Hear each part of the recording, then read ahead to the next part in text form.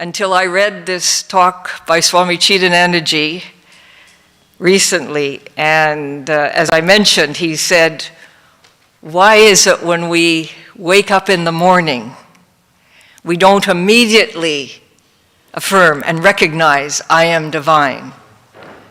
Everything is divine. And he answered his own question, and he said it's because we don't deeply understand that the world is unreal. Not deeply understanding it, we still look to it for our happiness, for our permanent happiness. And as Swami Nirliptanandaji said, permanency is only in the real, and the world is constantly changing, so it cannot give us the happiness, the permanent happiness that we are searching for. So I'll also, for all of us, including myself, again, talk about what is the real. You will hear what other speakers have already said and what I'm going to say, including what Swami Atmasrupanandaji said in the morning meditation talk. And the real, to borrow the words, I guess, of Swami Chidanandaji, those, who scaled the heights of God realization, this is what they've shared with us about the real.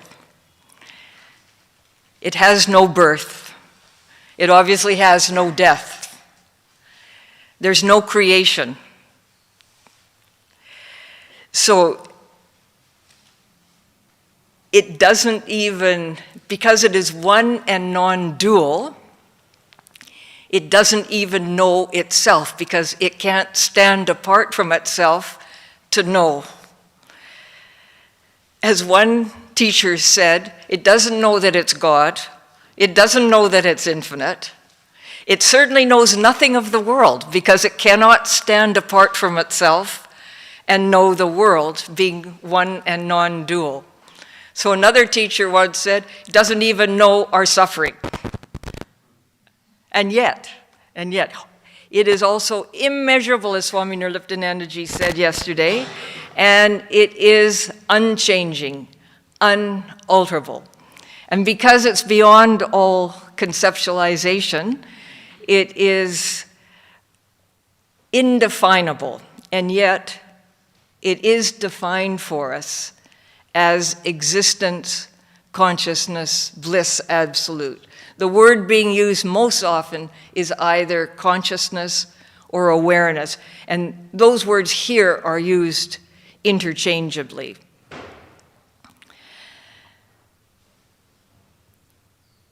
So coming down a little bit from this, those again who scaled this height told us because it is one and non-dual, there's no separation. As Swami Muktanandaji said yesterday, reality means there is no other. It was a beautiful way of putting it. Absence of otherness. So it is immeasurable, boundless love. It is a peace that is beyond our understanding. It is bliss, which, as Swami Brahmanandaji said, is not the opposite of sorrow and suffering. And then, out of one side of the mouth, there's no creation, but out of the other side of the mouth of these great ones, they say, don't think there's no world. That would be a wrong understanding, a wrong interpretation, because that would be a limitation on the unlimited. What? Swami Brahmananda said, the unchanging is changing? Because the point they made, actually, it's very interesting. It doesn't manifest the world. It doesn't appear as the world. It is the world. It is the world. Then Swami Brahmananda said, what? The unchanging can be the changing? And he says, yes, because it is infinite. And so he says it can be infinite and finite at the same time, transcendent and immanent at the same time, unchanging and changing at the same time. And I just want to read to you some words that seem like they're coming directly from heaven. I think, as was mentioned, when Swami Chidanandaji used to come in the early mornings after meditation and he'd speak, he'd always start off his talks with worshipful homage. So I have 4 worshipful homages I will read, not all at once, but this one just picks up this thing about it is the world and yet it doesn't know it. So it says, worshipful homage to the cosmic spirit divine. I don't have my glasses. Who is the primal source of countless millions and billions and trillions of universes that manifest themselves, exist for a while, and then dissolve and are absorbed back into the imponderable infinity of that supreme primal spirit. In the vastness of its infinity, in that presence, their presence, the presence of the world, is not even felt by the all-transcending divine consciousness. Such is its transcendence, such is its vastness, such is its unimaginable, staggering infinitude. It is difficult to understand the implications of this by hearing spoken words, by trying to convey it by words. So it was as if it was just coming right from the source. And yet, Swamiji has also said that there is, when those that scaled these heights of God realization, when they came down from it, sometimes the first words that they would utter would be, "It is remote, it is so far away." And then, oh, it's as if there's a greater truth. It's right here. It's right here. It's very near. It's very near. It is near to us as the knowledge I am, the primal knowledge. And the beauty is, we all know that we are. Nobody denies I am. It is immediately recognizable. And another place Swamiji said, and it became a bookmark actually, it comes from a talk in Ponder These Truths. He says, even in dense darkness, we know that we are. By what light do we know that we are? And you'd say, by the light of consciousness, or the light of awareness. And that light of consciousness is the presence of God within. So the Gyani might feel it as the pure I am, but the devotee would feel the same experience as the presence of God. If we were Christian, maybe we would be feeling it as the presence of Christ. If we're Hindu, maybe feeling it as the presence of Krishna or the presence of the Divine Mother. Innumerable ways that it could be described here. And this is the wonder and the beauty. You think of that reality that doesn't know itself, doesn't even know that it's a world, yet is the world, has manifested itself, as it were, because it's not manifest, as what Swamiji would call it, and they call in this tradition, the impersonal becomes the personal, so that it can be experienced in this beautiful relationship of love between the personal God and the devotee. And no, I think I'll wait. I'm going to read another one, but I think I'll wait till the next part. And it is also the cosmic power. And this is one of the things I love the most about the teaching here, because whatever is in this world, whatever is known, is only a manifestation of the cosmic power, or the divine Shakti, or here they would say, the Divine Mother. And it's not only the universal powers or forces such as the force of gravity, but it is all the powers that reside within us that make us feel we're us, that make us actually wrongly think we are an individual. So if we can actually let into ourselves that whatever we think is making us as an individual is actually a manifestation of the cosmic power or the Divine Mother, then we discover there's no place for us as an individual. And so we are on the road to freedom.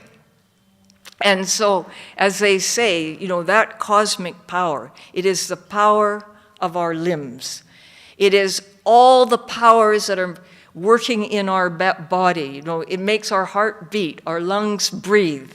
It digests our food. It is the power of our mind. It is the blueprint of all action, good and bad. So it's also the power of the moral sense and the power of discrimination between good and not good, good and not good. Or later on, what is helpful to our sadhana and what is not helpful to our sadhana. It is the power, it's our intellect and the power of our intellect. So if we're using Apple phones, actually, the creation of that Apple phone was not done by Steve Jobs, but it was done by the movement of the Divine Mother, the movement of the divine power in that being, and all the beings that are keeping adding more creations to Apple, and all the technology and everything that we know, the way the intellect is used. And of course, it is that divine power that is everything to do with our sadhana. The very aspiration of truth is the movement of that power in the form of grace. It has nothing to do with an individual. It is the power that is in the mantra. It is the power of love. It is the fine-tuned discrimination between the real and the unreal, or the unchanging and the changing. And when Swami Nirliptanandaji was speaking yesterday, somehow I remembered, when you're talking about fine-tuned discrimination in Vedanta, sometimes they will make a discrimination for 4 kinds of non-existence. So that is how fine-tuned it will get. And so that is all manifestation of the Divine Mother or the divine Shakti, divine power. And again, this is a wonder. I'm just going to mention another worshipful homage, where Swamiji says, worshipful homage to the supreme eternal reality, the primal cosmic being, who is the ultimate provider of all the needs and requirements of his entire creation. Millions and billions of universes. Worshipful homage to him who is the plentiful provider of all creatures that he has brought into existence. He looks after the welfare of all, for all species of living beings, including man. He is the supreme provider. And for those devotees who surrender to it totally, in absolute trust, in absolute faith, with no reservation, there is nothing that it cannot do, being omnipotent. To him, our worshipful and grateful adorations. So when we are lifting our mind up to this level, and there is no place for us, as Swami Muktanandaji says, reality is no other, it's absence of others, then you say, where's the question of unreal? Everything is the real. Everything is that real. And yet, I guess if we are honest, that's not our vision all of the time. And so we do have to somehow discuss what is unreality. And maybe to speak about unreal, just what the cause of unreal is we could say Maya, which is the illusory power of God, or the illusory power of Brahman, the reality itself. Swamiji has called it the effulgence of Brahman. But what happens is it makes us see many or multiplicity, separation, where there is one only. It makes us see otherness where there is actually no other. And as Swamiji says, when there is a focus on the outer name and form, when there's a focus on the outer name and form, us identifying with one name and form, and seeing all other names and forms is separate from us, including the reality. But when there's a focus on that outer name and form, then we forget the substance. We forget the essence of the name and form. It's like we're looking at the ocean, and if we're a surfer, we are concerned about what the waves are like and whether it's going to be a good day for surfing. And whereas if we just want to relax, we want the ocean to be calm.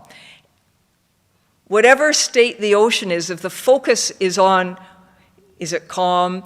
Are the waves good for surfing? Is it adequate? The focus is not on the essence of the ocean, which is water. So that is what happens when we see the focus is on the outer name and form. We miss the essence, and we see what is different. And when that happens, then a relationship with all the outer names and forms develops of, you could say, like and dislike, aversion and attraction. Some say love and hate. They say the wheel of samsara is held up by these two spokes, like and dislike, attraction and aversion.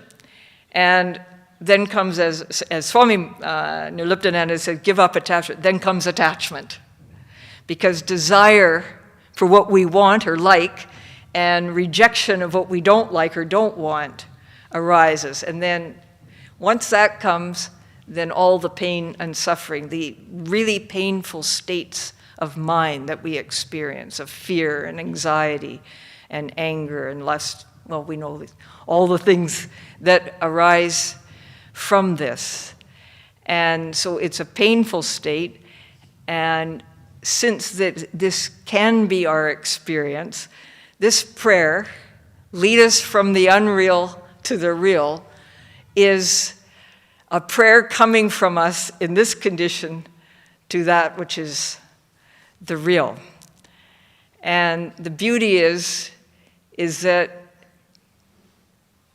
even though it doesn't know there's a world, it doesn't know itself, somehow it has responded in abundance to this prayer through so many religious traditions, to so many paths. So again, just to hear it from a more heavenly source,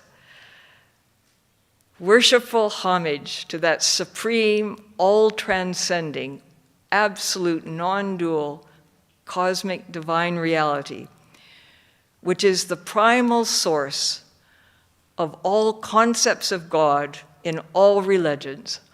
Homage to that being who is beyond all concepts of the ultimate reality, beyond all concepts of the ultimate reality. I better stop there because I'm just having trouble reading it. But you get the idea. Worshipful homage to that reality that is the source of all the religious traditions. And then, in another place, worshipful homage to the supreme reality, who is the Guru of all Gurus, the eternal Guru, the beginningless and endless Guru, who is the very nature of wisdom consciousness. Oh dear.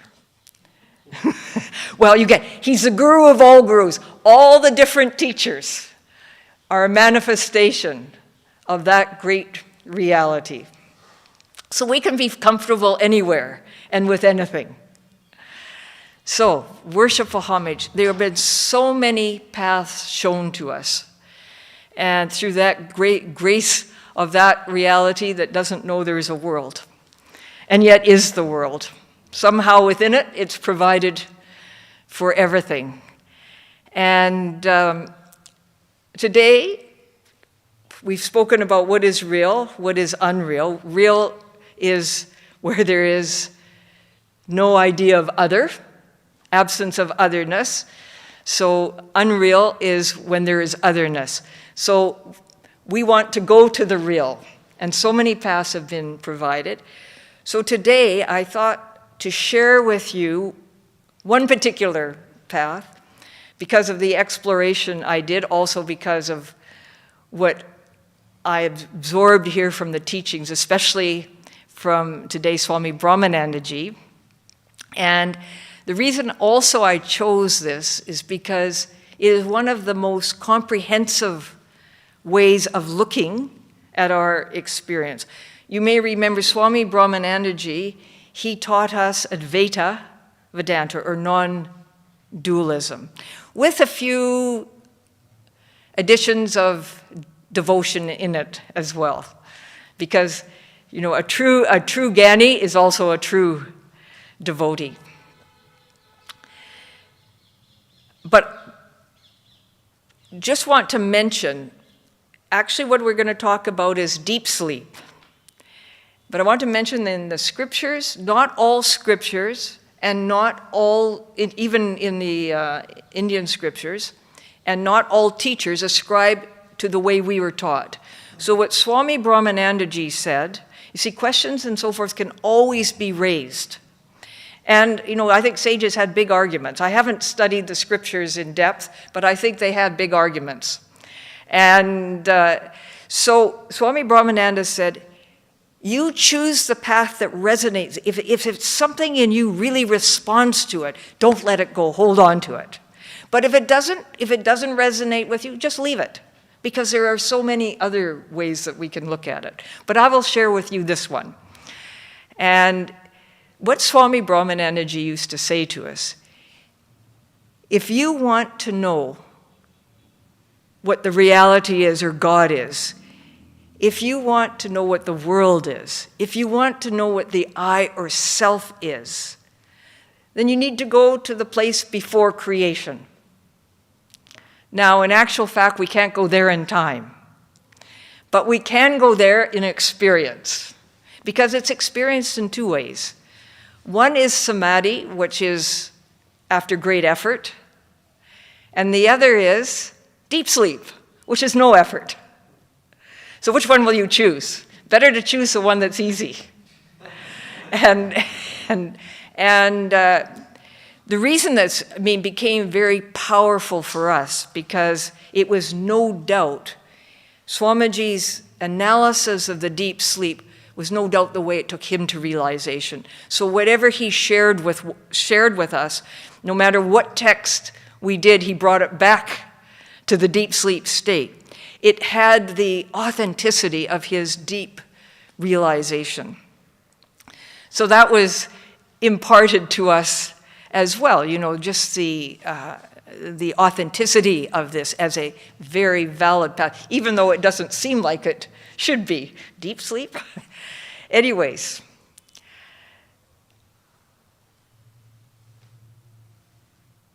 Not only, now this is a bit of a stretch, but when I went back and I was reading Swamiji's book again. I was reading this book he gave me called God Realization Through Reasoning.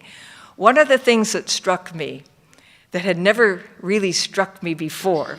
So it is a bit of a stretch, because to ascribe any kind of purpose in that which, where there's no world, doesn't know itself, doesn't know the world, may sound very ludicrous. But one of the things that one can understand is that as this author of God Realization Through Reasoning was pointing out, is both in samadhi and in deep sleep, we are having experience of Brahman, Brahma Anubhav. But we are not having, in either case, knowledge of Brahman. Knowledge of Brahman requires the faculties of knowledge, which is the intellect. That's why I think Swami Muktananda says yesterday, don't decry the mind. It is absolutely, or can be absolutely necessary. Because it has the intellect, has the ability to actually look at that experience of deep sleep or the experience of samadhi, and get the knowledge of Brahman.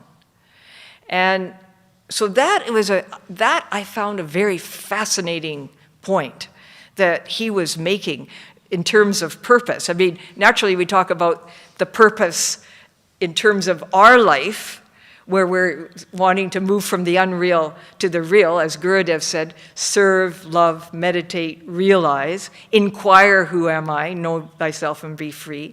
Swamiji said, you know, there is absolutely no distance between I and that reality. Distance is only created by wrong knowledge, can only be created by right knowledge through inquiry. Or, you know, the very fact that we see other rather than God is created by wrong knowledge and will be corrected by right knowledge. So, purpose from our point of view. But what really struck me when, and again, it's a stretch, but you know, that song says, what can you say and what can you not say? So I'm taking a risk. That reality doesn't know itself, it doesn't know the world.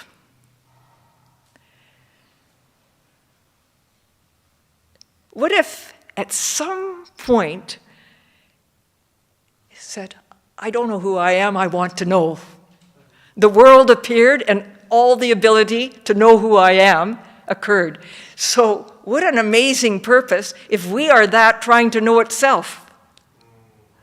And at very least, since this world is that, maybe we can't ascribe a purpose to that reality, but at the very least, we can understand our sadhana and our spiritual life is as that in an evolutionary process, that we are in a cosmic or a universal unfolding, participating in that, rather than an individual quest. Because if we can consider that possibility, it will make a big change to our sadhana. Something in us will begin to relax. Because if we're part of our spiritual life is part of a cosmic unfolding, then it's the duty of the cosmos to make sure it happens. That's why surrender and trust play such an important part in our spiritual life. So, anyways, that was a little bit of fun, but what about this particular path? So, as I mentioned in the orientation meeting, in this book called God Realization Through Reasoning, the first half of it goes through the reasoning in easy English, and how we come to the point where we can understand who we are as awareness and what the world is as that same awareness or Brahman. But in case people didn't believe that, you know, they weren't trusting their own experience, then he gave all the scriptural basis for it. And I read that for the first time this year, even though I've had the book around for 40 years. But I read this, and I had to read it many times, because the language was a little bit more difficult than the ordinary English. But it became a matter of great amazement in some ways. But there was the Chandogya Upanishad referred to, the Prasna, Taittiriya, and this I can't pronounce any of these words properly, but anyways, I think you get the idea. I call this other one the Big B, because it's impossible to pronunciate. But Swami Nirliptanandaji, he said, it's the largest Upanishad and it's the most important one. Okay, so if I give a description, you'll know what I'm talking about. And then also the Brahma Sutras. So at least 5 of the really important ones were quoted here. So I'm going to give obviously I'm going to have to say it in my own words, how this knowledge was imparted and then how we can verify it. But it was amazing. The reason I found it so amazing is these scriptures were, of course, I don't think anybody knows actually the time they came out, but we can say probably millennia ago. They're very ancient scriptures. And yet the questions that were raised by the students are the same questions we have. So that I found quite amazing. And so I'm going to start with the story. In the Chandogya Upanishad, a great teacher calls his son, and he says, I would like to impart to you the highest knowledge, the knowledge of Brahman. So he said to his son, when the individual soul goes into deep sleep, it leaves behind its body, it leaves behind its mind, it leaves behind its individuality, and it becomes one with the pure existence, which is bliss, or it merges in Brahman. And then he says, this is the state of liberation, because those things that bind us, the body, mind, are not there in deep sleep. It's a state of liberation. And then he says, you are that. Tat Twamasi. Swamiji will know, it's one of the Mahavakyas that we are initiated into when we take sannyas. But it applies to all. You are that, which you were in deep sleep. Wow. So the son didn't respond, but a little later, or some other place in the Chandogya Upanishad, the same knowledge was imparted from a guru to his student. And then the student said, how can that be? I didn't know anything in deep sleep. The one definition you can give of the reality is its consciousness or awareness. And I knew nothing. It was an unconscious state. So that's a big question for us too. How can that be the reality? And then there was a very amusing story, because there was another story. You've all heard of Indra? Yeah, the rain god? Okay, his guru also imparted the same knowledge. But Indra, he was not so polite. He said, this knowledge is useless. I don't know anything. I don't know myself in deep sleep. I know nothing in deep sleep. I see absolutely no use in looking at deep sleep. And I remember in Swami Brahmanandaji's class, one day there was a lady who came, and she'd never been there before. And as always, Swami Brahmanandaji, he would be bringing back, if there was something we didn't understand about the text, he would bring it back to deep sleep so we could understand. And then at the end of the class, this lady put up her hand and she said, I refuse to accept that deep sleep is Brahman. And Swami Brahmanandaji, anybody who knows him, was an embodiment of gentleness and humility and so forth. And yet he stood his ground. Nobody was going to contradict his own experience. But in a totally gentle way. And of course, see, the point is, nobody is saying go into deep sleep in order to experience Brahman. We don't need to do that. We're doing it anyway.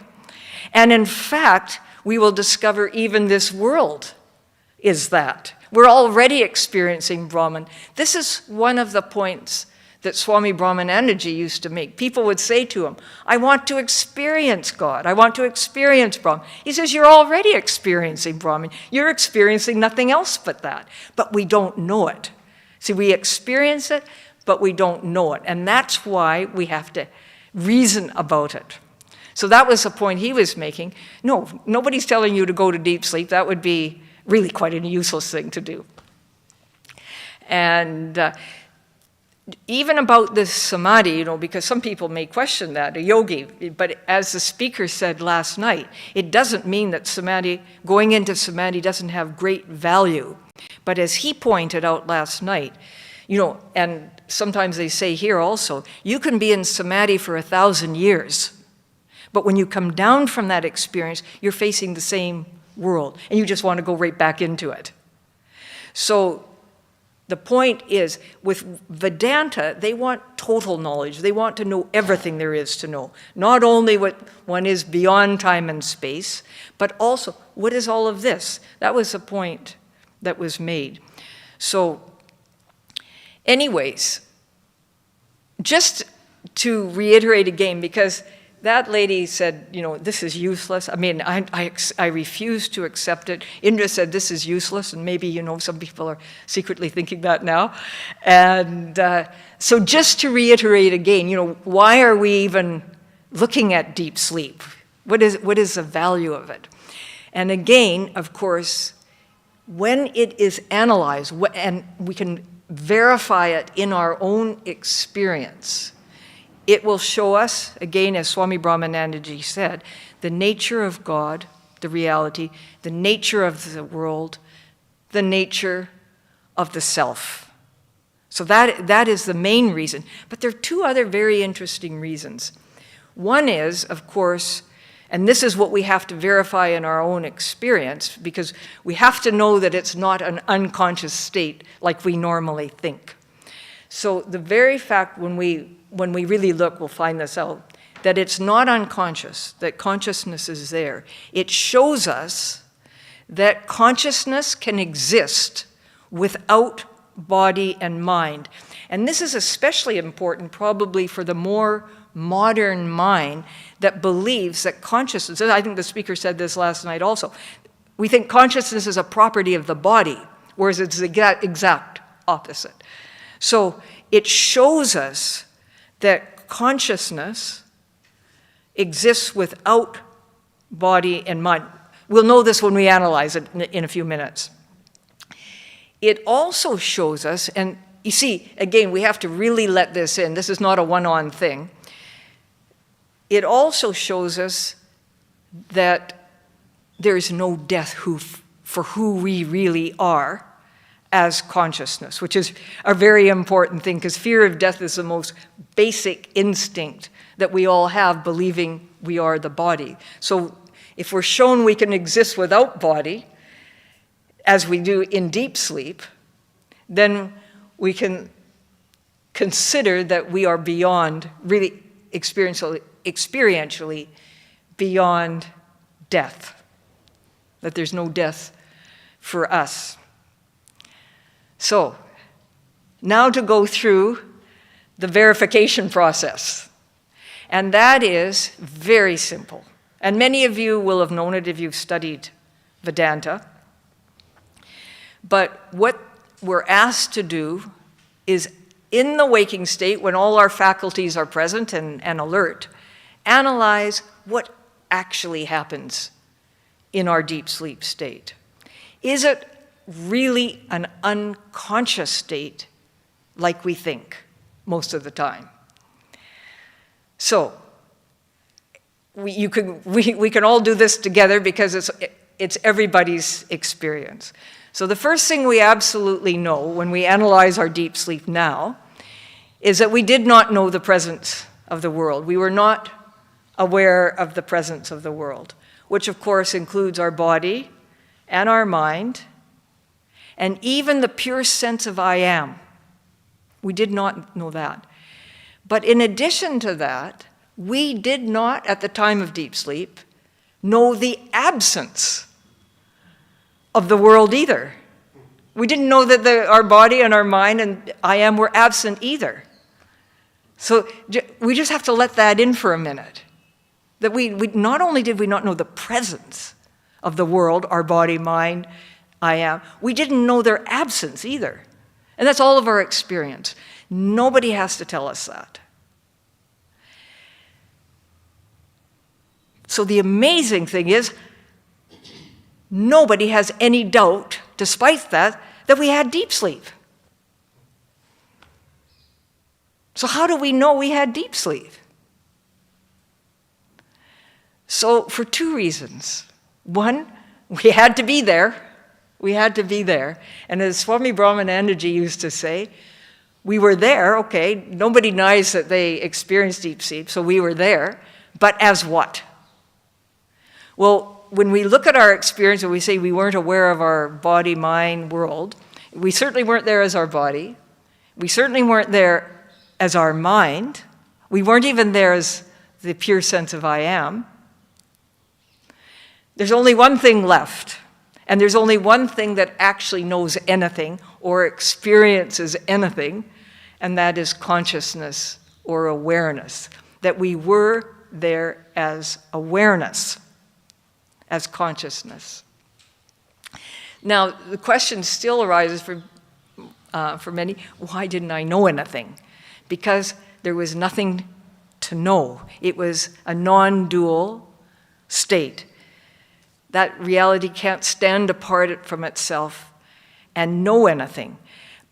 But as they say, the very fact that we know that there was the absence of the world. You know, we were not aware of the presence, we were not aware of the absence. So another way is absence of absence. We know that now, so we were there. That was known. Unless it was known, awareness cannot lose its nature as awareness, because even if we say I'm unconscious, it requires awareness to say I'm unconscious, right? So it can't lose its nature as awareness. So the very fact that we know the absence of the world, the absence of the absence in deep sleep, you could say the absence in the world in samadhi, and that we know, of course, this is obvious, the presence of the world in dream and deep sleep. So it's ever present, it never disappears, and it doesn't require any more proof. I mean, that in itself is proof to us that it was there. Yeah, so that is the first step of the analysis of deep sleep, is to prove to ourselves that deep sleep, which is our daily experience, is not an unconscious state like we normally think, but actually, as the scripture says, full of radiant consciousness. Now, what about the world? What about the world? Because as Swamiji says, I mean, the scripture says this is the Brahman, this is the reality. Swami Advaitanandaji said that also, although he interpreted deep sleep a little differently. But, so the main thing, the next step we have to accept we were there as awareness, as consciousness. So that has, and we are basing that not on belief, not on faith, but on our own experience, So, what happened to the world? What happened to the world? Now, in the Prajna Upanishad, in all of them, they say that the world also merges in Brahman in the deep sleep state. That's what they say. And if it merges in Brahman in deep sleep, then naturally it's arising from Brahman when it comes. And if Brahman alone it has to be made of the same stuff as Brahman. Okay? So that's what we're taught. But how do we prove it in our own experience? Because this is where there's a big argument about this. And this is what many of us feel in our own experience. Look, and I'll try to give you a way out of this. And that is, when I'm asleep, I may not be experiencing the world. The world may have dissolved in Brahman or whatever. But anybody who's awake and sees that body lying there says the world is there. So I can't see that it's dissolved in Brahman or merged in Brahman. So again, what the scripture says, but especially Swami Brahmanandaji used to say to us, you don't compare notes with somebody in a different state. Because the world is already there, the whole world has already been projected, including their body and mind. So you can't compare notes with them. You can only compare notes with somebody who's analyzing their own deep sleep. But to make this a little easier, just imagine that the whole world has gone into deep sleep at the same time and then is coming out of it at the same time, and we're comparing notes. Okay, there's no proof for the world then, okay? But now let's analyze it, because one of the big arguments against the world actually merging in Brahman, in deep sleep, is that there was ignorance. There was ignorance present. But just think what the effects of ignorance are. As Swami Muktanandaji said, because this is the easiest way, the effect of ignorance is otherness. It's to feel ourselves as one and see otherness everywhere, separation. Whereas reality, absence of otherness. Now, what was our experience in deep sleep? Because if ignorance was there, we should be expecting to see the effects of ignorance, which is otherness. But when we look at our experience, we go back and analyze our experience, we say, there was no world there. There was no absence of the world there. So there certainly was no effective ignorance there. That's clear? There was the effect of ignorance, which is seeing otherness, is body, mind, and all of that world. But when we analyze our experience, we weren't aware of the presence of the world. We weren't even aware of the absence, let alone any effects of ignorance. Okay, so then they say, okay, I'll let that be, no effects of ignorance. But at least there is a kind of a screen of ignorance, that is blocking our perception of the world. But then, as the author who's arguing for deep sleep says, and again, based on our experience, just like if ignorance was there and we would see the effects of ignorance, the ignorance is a second thing blocking. So we didn't see that ignorance there, nor did we see the effects. So just as we didn't see the effects of ignorance, we also don't see, in deep sleep, when we analyze it, we didn't see any screen of ignorance that's veiling the world. That's not our experience. So, then why did we not see the world? Well, the only conclusion we can come to based on our own experience is that world merged in Brahman when we were asleep. And when it arises, it is Brahman, just as the scripture tells us. So then, just as a little confirmation of that, I had a friend, and she was mystical, and she also earnestly studied the scriptures, the Vedantic scriptures. One day she came to see Swami Atmasrupananda and I, and she says, I'd like to share with you an experience I had. And we said, by all means. And she said, actually the experience is 1 year old. I'll tell you why after I tell you the experience. When she woke up in the morning one day, she was waking up and all of a sudden the world came out like this, like that. The world came out of her like that. And she says, I could not look at that experience for 1 year. And you know why? No place for her. So the ego could not cope with it, couldn't cope that there was no place for her. That's maybe a little bit of the resistance in us too, in our spiritual life. There is something in us that actually doesn't want it, the ego. And so that was, but when Swami Atmaswarupananda and I heard that, we were thrilled because, wow, that is mystical confirmation, which we are confirming in, just using our intellect to analyze our own experience. Anyways, this is for some of you, it'll be a new way of looking at your experience. For others, you may have been hearing this for years. Whether one follows this pathway, the actual verification, the actual analysis is very simple. Very simple. And in fact, all the different pathways to the truth are really very simple.